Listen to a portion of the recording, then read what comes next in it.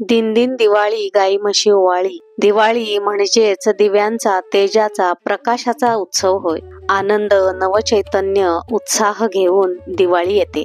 सर्वांनी दिवाळी मोठ्या उत्साहात साजरी केली असेल. मी देखील दिवाळी मोठ्या उत्साहात साजरी केली. दिवाळीमध्ये संस्कृतीनुसार केलेल्या पूजा, फराळ, फटाके यांचा पुरेपूर आनंद घेतला. हा आनंद, त्याचप्रमाणे मी या दिवाळीमध्ये कशा पूजा केल्या, त्या कशा मांडल्या याचा व्हिडिओ तुम्हा सर्वांशी शेअर करीत आहे. तेव्हा व्हिडिओ आवडला तर नक्की लाईक करा. दिवाळीचा पहिला दिवस म्हणजेच वसुबारस. पूर्वीपासूनच वसुबारस म्हणजेच रमा एकादशीच्या दिवसापासून आपण दिवा लावण्यास सुरुवात करतो. घरामध्ये आकाश दिवा पणत्या लावल्या जातात, रांगोळ्या काढल्या जातात. क्षीरोदार्णव संभूते सुरासुर नमस्कृते सर्व देवमये मातुर ग्रहणार्घ्य नमोस्तुते.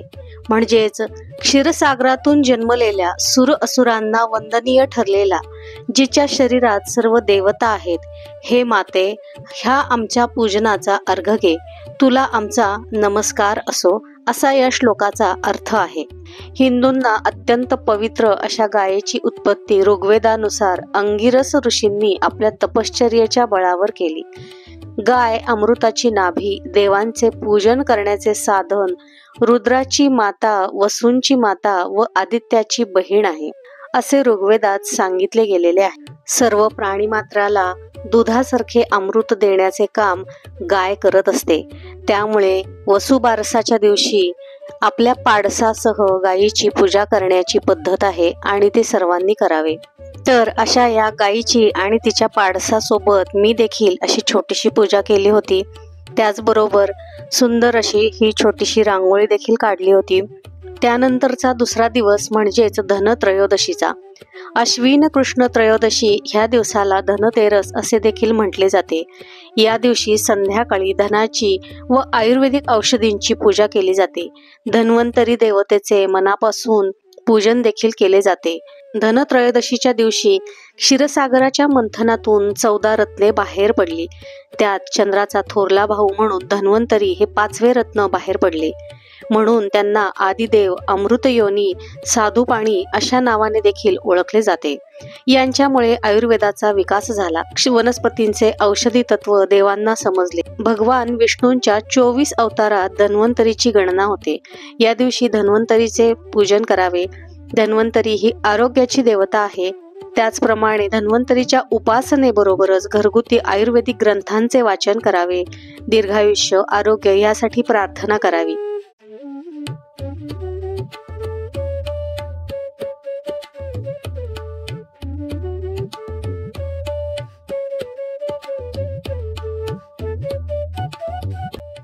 धन म्हणजे केवळ संपत्ती किंवा पैसा नव्हे, तर आपल्या घरातील धनधान्य देखील एक मोठी संपत्तीच असते.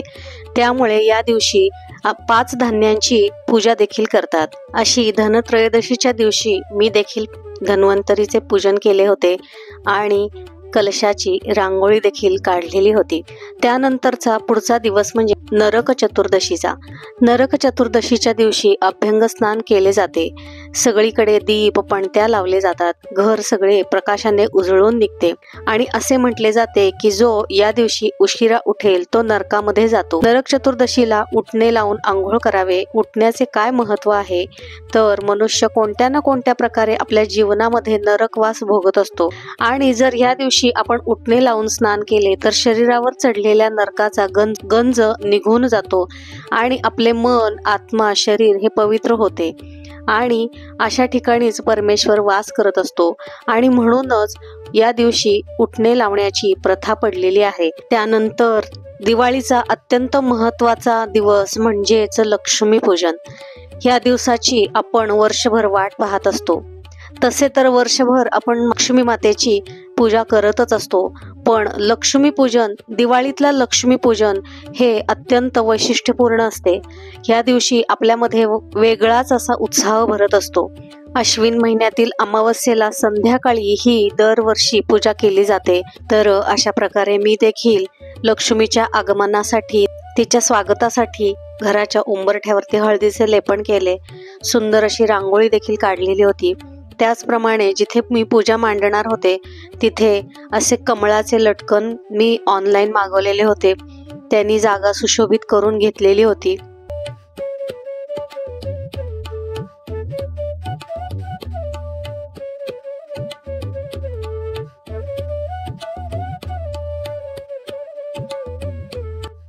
आणि खाली एक चौरंग टाकून त्यावरती लाल रंगाचे वस्त्र देखील टाकून घेतलेले होते आणि चहूबाजूनी रांगोळी देखील काढून घेतलेली होती. लक्ष्मीला अत्यंत प्रिय असे कमळ असल्याने मी मागे लटकन देखील कमळाचे लावले होते आणि रांगोळी देखील कमळाचीच काढलेली होती आणि दारात देखील मी कमळाचीच रांगोळी काढलेली होती. पाटासमोर शुभचिन्हे काढलेली होती.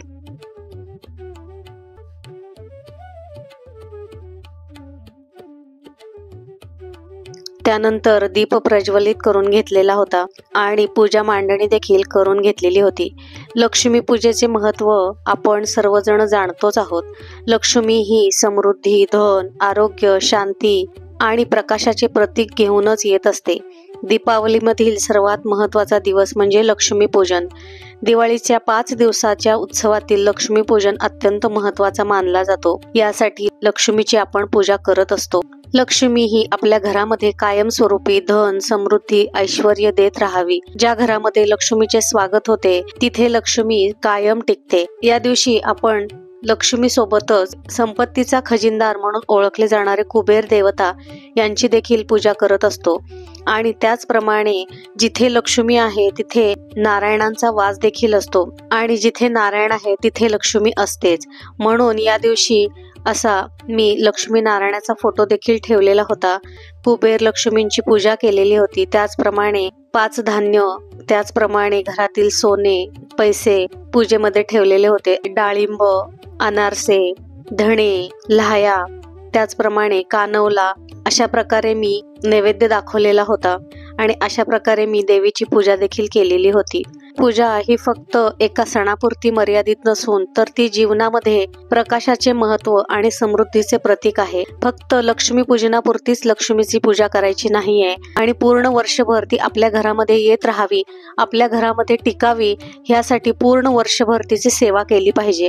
फक्त दिवाळीच्या अमावस्येलाच नव्हे तर महिन्याच्या पौर्णिमेला, अमावस्येला, अष्टमीला देवीची पूजा नक्की करावी. त्यानंतरचा दिवस म्हणजे पाडव्याचा. वैवाहिक जीवनामध्ये पती पत्नी हे संसाराचे दोन्ही चाके चालवत असतात. जितके संसारामध्ये पतीला महत्त्व असते तितकेच ते पत्नीला देखील असते आणि या दोघांच्या सहजीवनाचे प्रतीक म्हणून आज पाडव्याच्या दिवशी पत्नी ही पतीला ओवाळत असते आणि तिच्या सन्मानार्थ पती देखील तिला भेटवस्तू देत असतो. या दिवशी मी घरामध्ये थोडेसे डेकोरेशन केले होते. औक्षणाची तयारी देखील केलेली होती. कार्तिक शुद्ध प्रतिपदेचा हा दिवस बलिप्रतिपदा म्हणजेच दिवाळीचा पाडवा म्हणून ओळखला जातो.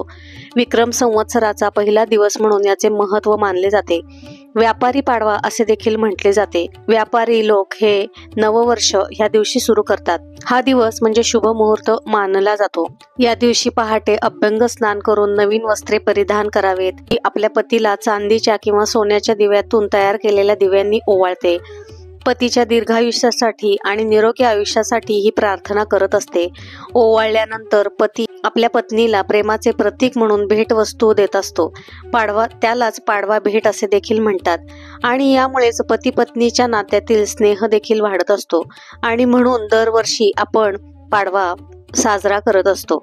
अशा प्रकारे दिवाळी एक नवीन चैतन्य, एक नवीन उत्साह घेऊन दरवर्षी येत असते आणि प्रत्येक वर्षी आपण नव्याने ती साजरी करत असतो. दरवर्षी आपण त्याच पूजा करत असतो. दरवर्षी आपण तितकेच दिवे लावत असतो. पण दरवर्षी नव्याने चैतन्य घेऊन दिवाळी येत असते. हा व्हिडिओ तुम्हाला कसा वाटला? मी मांडलेल्या पूजा तुम्हाला कशा वाटल्या? व्हिडिओ आवडल्यास व्हिडिओला लाईक करा, शेअर करा आणि अजूनही चॅनलला सबस्क्राईब केलं नसेल तर नक्की सबस्क्राईब करा. भेटूया पुढील भागामध्ये नवीन माहितीसह. तोपर्यंत सर्वांना श्री स्वामी समर्थ.